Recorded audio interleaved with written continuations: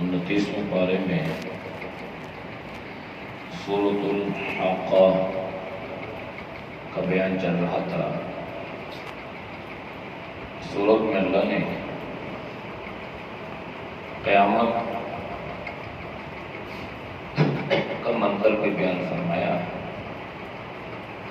اور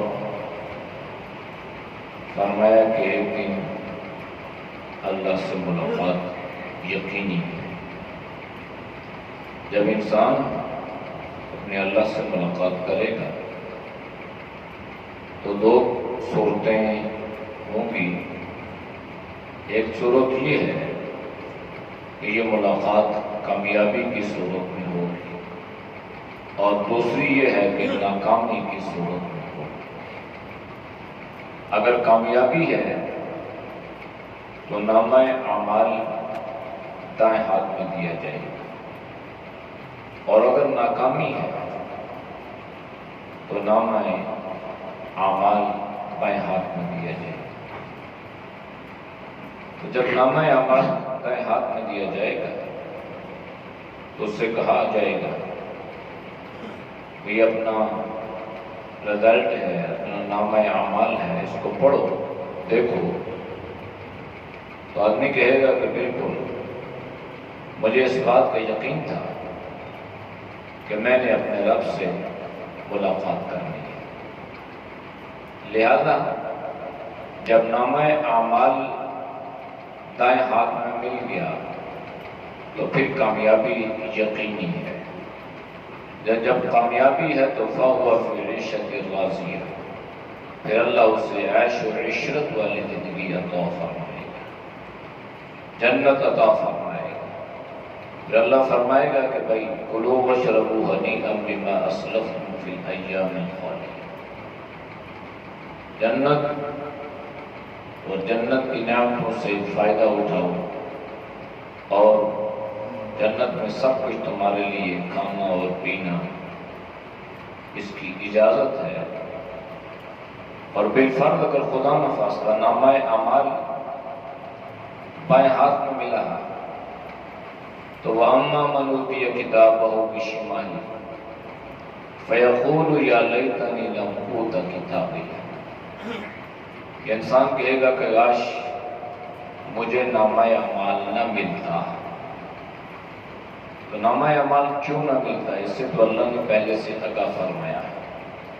ہماری حرکات و سکنات، ہمارے اقوال و افعال و احوال یہ لکھے جا رہے ہیں، تحریر ہو رہی ہے، یہاں تک کہ اللہ کا قرآن تو یہ کہتا ہے کہ اللہ تو تمہاری آنکھوں کی خیانت کو بھی جانتا ہے۔ یعلم خائنۃ الاعین وما تخفی الصدور، یہ بھی لکھا جا رہا ہے جو کچھ تمہارے دل میں ہے، بغض ہے، حسد ہے، نفرت ہے، کینہ ہے، اللہ اس سے بھی جانتا ہے، یہ بھی لکھا جا رہا ہے۔ تو انسان یہ کہے گا کہ کاش مجھے نامہ اعمال نہ دیا جاتا اور مجھ سے یہ حساب نہ لیا جاتا، اور افسوس کرے گا اے کاش ما اغنی عنی مالیہ، بڑا مال تھا لیکن یہ مال تو مجھے آج کام نہ آیا۔ تو وہی مال کام نہیں آئے گا جو حلال جو حرام طریقے سے کمایا اور حرام جگہوں پہ خرچ کر لیا، وہ تو کام نہیں آئے گا۔ اگر حلال طریقے سے کمایا اور حلال جگہ پہ خرچ کیا تو یہ مال کام آئے گا، بلکہ یہ صدقہ جاریہ بنے۔ بلکہ اللہ نے قرآن میں فرمایا ما عندکم ینفد وما عند اللہ باق، جو کچھ انسان کے پاس ہے یہ تو مٹنے والا ہے، اور جو کچھ خرچ کر کے اللہ کے پاس بھیج دیا ہے یہ باقی رہنے والا ہے۔ تو مال کی یہ کیفیت، یہ صورت ہے کہ مال انسان کے لیے بخشش کا، نجات کا ذریعہ بنے گا، لیکن اس صورت میں جب کمائی بھی حلال کی ہو اور جس جگہ خرچ کیا گیا وہ جگہ بھی جائز امور میں سے ایک امر ہو۔ اللہ کے نبی نے فرمایا کہ پل صراط پر سے اس وقت تک تم پاؤں کو اٹھا نہیں سکو گے، ہلا نہیں سکو گے، سرکا نہیں سکو گے جب تک کہ تم اس سوال کا جواب نہ دو، مال کہاں سے کمایا اور کہاں پہ خرچ کیا۔ تو کمائی کا بھی خیال کرنا ہے، کیسے کما رہے ہیں، اور خرچ کا بھی خیال کرنا ہے کہ کہاں خرچ کرنا ہے۔ اللہ کی نافرمانیوں میں کر رہے ہیں، اللہ کی فرما برداریوں میں کر رہے ہیں، گناہ کے کام میں کر رہے ہیں، اعمال میں کر رہے ہیں، اچھائی کام میں کر رہے ہیں۔ ہمارا مال دین کی سربلندی کا ذریعہ بن رہا ہے، یا ہمارا مال خدا نخواستہ غلط استعمال ہو رہا ہے۔ اس لیے انسان کو اللہ نے فرمایا کہ یہ اب تمنا کرے گا، کاش میں تو تباہ ہو گیا، میں تو بڑا مالدار تھا، لیکن ما اغنی عنی مالیہ، مجھے میرا مال بھی آج نہ بچا سکا، وہ بھی کام نہ آیا۔ حالانکہ عنی سلطانیہ، بڑی حکومت تھی، بڑی سلطنت تھی، بڑی دولت عمارت تھی، دنیا میں بڑی آوازیں میری لگتی تھیں اور بڑا پروٹوکول ملا کرتا تھا، وہ کہاں چلا گیا؟ وہ تو سب کچھ مجھ سے دور ہو گیا، ہلاک ہو گیا۔ اب اللہ فرشتوں کو حکم دے گا، خذوہ فغلوہ، اسے پکڑو اور پکڑ کے اس کو جھکڑ لو زنجیروں میں، ثم الجحیم صلوہ، پھر اس کو جہنم میں پھینک دو، ثم فی سلسلۃ ذرعها 70 ذراعا فاسلکوہ۔ پھر اس کی علت اللہ نے یہ بیان فرمایا، انہ کان لا یؤمن باللہ العظیم، یہ وہ آدمی ہے جو اللہ پر ایمان نہیں رکھتا تھا، ولا یحض علی طعام المسکین، اور یہ آدمی ہے جو اللہ کے غریب اور فقراء بندوں کو کھانا نہیں کھلاتا تھا۔ فلیس لہ اليوم ہاہنا حمیم ولا طعام الا من غسلین، فرمایا کہ آج کے دن اس کے لیے کیا ہوگا؟ حمیم، ابلتا ہوا کھولتا ہوا گرم پانی، یہ اس کو پلایا جائے گا۔ ولا طعام الا من غسلین، اور فرمایا کہ اس کا کھانا وہ ہوگا جو کانٹے دار ہوگا، سڑا ہوا بدبودار جس میں کانٹے، تو یہ ان کو کھانے اور پینے کے لیے پیش کیا جائے گا۔ تو یہ ساری چیزیں اللہ نے پہلے بیان کر دی تاکہ ہم ایسے اعمال کریں کہ کل ہمیں اس پہ پریشانی نہ ہو، افسوس نہ ہو، پچھتاوا نہ ہو، اور ہم اس طرح کے کھانوں سے اپنے آپ کو بچائیں۔ سورۃ المعارج میں اللہ نے تعرج الملائکۃ والروح الیہ فی یوم، اس میں بھی اللہ نے آخرت کے ایک ذکر یوں فرمایا کہ جب یہ جو مجرم ہیں نا، یہ اللہ کی عدالت میں پھنس جائیں گے، ان کو جھکڑ لیا جائے گا زنجیروں سے، تو یود المجرم لو یفتدی من عذاب یومئذ ببنیہ، مجرم یہ کہیں گے کہ کاش آج کچھ فدیے کی صورت بن جاتی ہے، کچھ بدلے کی صورت بن جاتی اور ہم بدلہ دیتے، اور اس بدلے کی صورت میں آج ہم بچ جاتے، اور یہ بدلہ دینے والا کون ہو؟ ببنیہ، اس کی اولاد۔ انسان یعنی والدین یہ کہیں گے کاش آج میری اولاد کھڑی ہو جائے اور مجھے جو جھکڑ دیا گیا ہے یہ کوئی بدلہ، کوئی صدا، کوئی نیکی، کوئی ایسی چیز دینے کے لیے تیار ہو جائے، میری کچھ نجات کا ذریعہ بن جائے۔ وصاحبتہ، صاحبہ، بیوی، شریک حیات، تمنا کرے گا کاش میری بیوی میرا ساتھ دے دے۔ وہ اخی، وہ تمنا کرے گا کہ کاش میرے بھائی میری بہنیں ساتھ دے دیں، لیکن کوئی اس کا ساتھ دینے کے لیے تیار نہیں۔ اور پتہ ہے وہ یہ کہے گا کہ کاش مجھے اللہ زمین بھر کے دولت عطا کرتا اور وہ ساری کی ساری دولت میں آج اللہ کو دے دیتا، اور اس کے بدلے میں اللہ آج مجھے اس عذاب سے نجات دے۔ یعنی اتنی دولت، ومن فی الارض جمیعا، جو کچھ زمین میں سب کچھ. اب یہ دولت تو اللہ اسے دے گا نہیں، دولت تو اس کی تھی نہیں، اللہ اسے کیوں دے گا؟ تو اس لیے ثم ینجی کلا انہا لظی نزاعۃ للشوی تدعو من ادبر وتولی. تو یہ ساری چیزیں اللہ نے بیان کر دی ہیں اور بتلایا گیا، سمجھایا یہ گیا کہ اگر اس چیز سے اپنے آپ کو بچانا چاہتے ہو تو پھر الا المصلین، نمازی بچ جائیں گے. نمازیوں پہ خاص اللہ کی رحمت کا نزول ہوگا. اور وہ نمازی بچیں گے الذین هم علی صلاتہم دائمون، جو اپنی نمازوں کی حفاظت کرتے ہیں.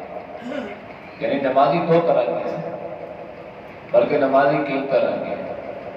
کہتے ہیں سال کے نمازی ہیں، کاٹ کے نمازی ہیں، ٹھاٹ کے نمازی ہیں، ہفتے کے نمازی ہیں، 5 وقت کے نمازی ہیں. تو یہ جو 5 وقت کے نمازی، یہ نمازی ہے. ہفتے کا نمازی جو جمعہ پڑھتا ہے، اور سال کا نمازی جو عید پڑھتا ہے، اور کاٹ کا نمازی جو صرف جنازہ پڑھتا ہے، وہ بھی بغیر وضو نہیں کرتے. ہمارے جنازے میں شریک ہونے والے اکثر مسلمان بھائی ایسے ہوتے ہیں جو بغیر وضو کے جنازہ پڑھتے ہیں. صبح 9-10 بجے وہ آگے دار میں بیٹھے ہیں، ظہر کی نماز نہیں پڑھی، 3 بجے نماز جنازہ ادا کرنا ہے. جب نماز ظہر ادا نہیں کی تو ان کا وضو کس طرح ہے؟ ویسے بیٹھے ہیں، گپے لگا رہے ہیں، جنازہ چلا جائے گا، اٹھ جائے گا جا کے جنازہ.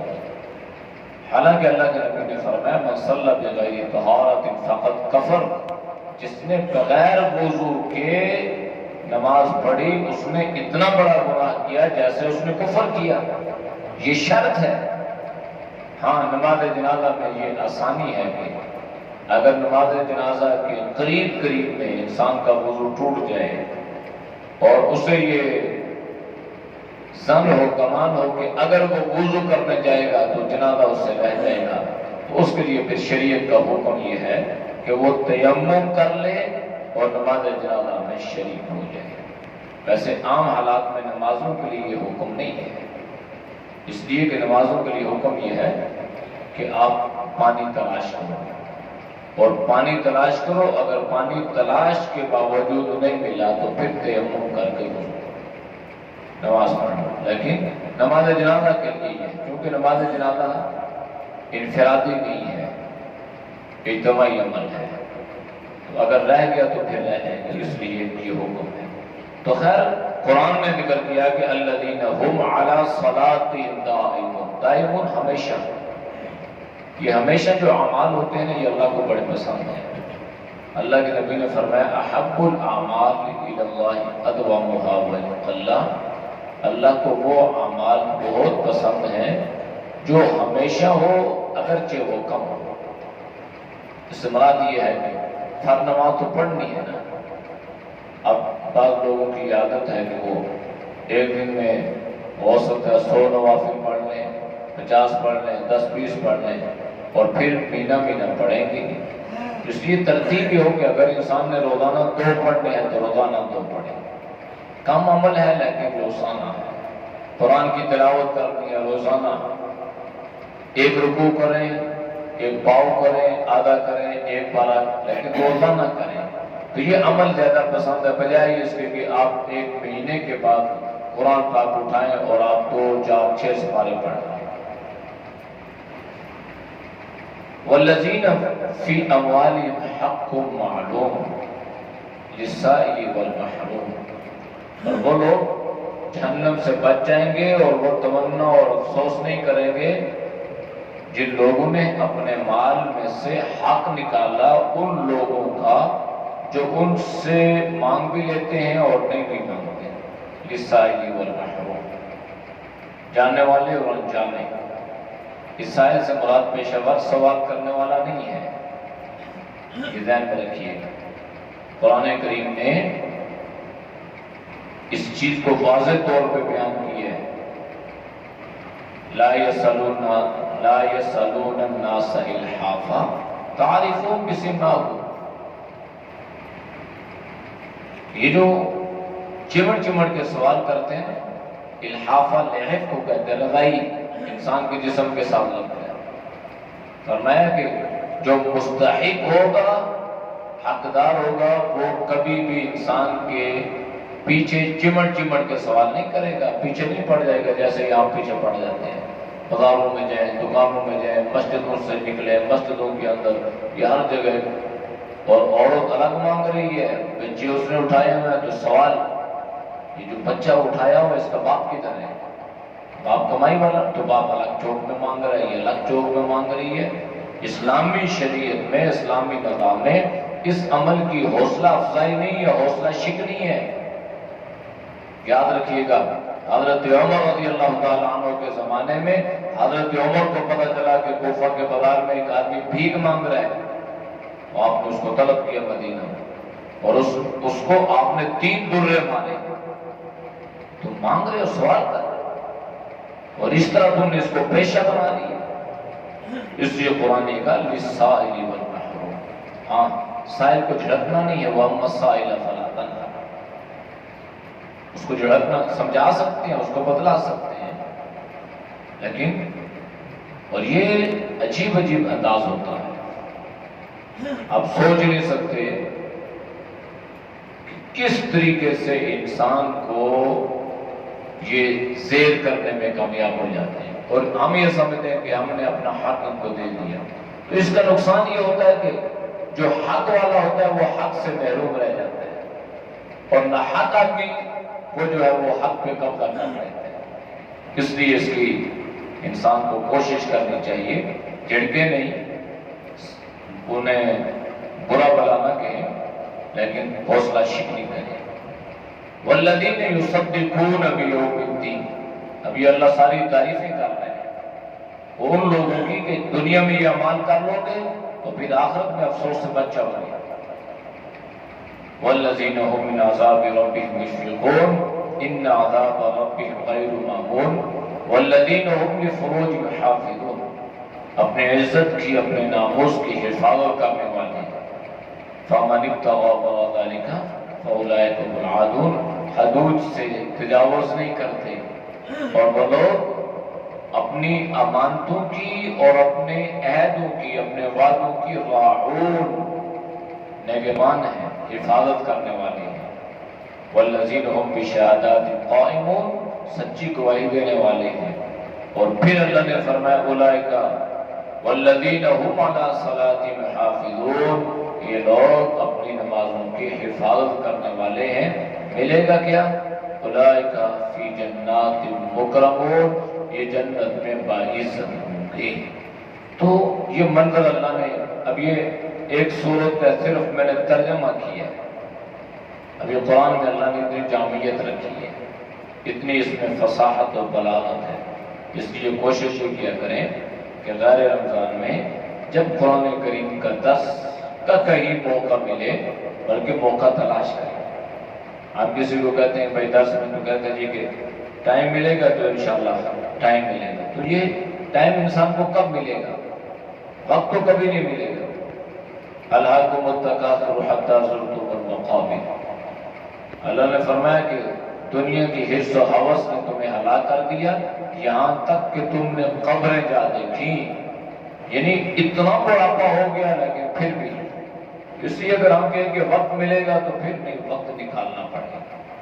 اور کل اگر خدا نخواستہ اس قرآن کریم نے اللہ کی عدالت میں ہمارے خلاف مقدمہ دائر کر دیا، جو اللہ کے نبی نے فرمایا قرآن حجت لک او علیک، یا تو قرآن آپ کے حق میں یا آپ کے خلاف دلیل بنے گا، تو پھر اللہ کی عدالت میں ہم کیا جواب دیں؟ ہمارے پاس کوئی جواب نہیں ہوگا. اس لیے کوشش یہ کیا کریں کہ قرآن کے ساتھ اپنا تعلق مضبوط رکھیں. اللہ ہم سب پر عمل کی توفیق نصیب فرمائے.